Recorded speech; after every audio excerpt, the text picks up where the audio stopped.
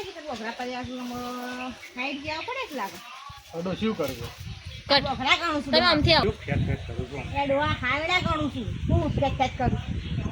હવે આનો કોલ કરો હવે થઈ જાઓ વરાવર તો આમાં આવું વાગશે વરસાદ પર ચેક લઈ જાઓ પબ્લિક હવે વિશ્વાસ જેથી આવે સાઈડ ગયા પડી ગયા હા હા જા ખોદારો ઘણ કરે પૂછું એ આ તો લઈ ના જાય હવે કોઈ નહીં લઈ જાય કોણ આપે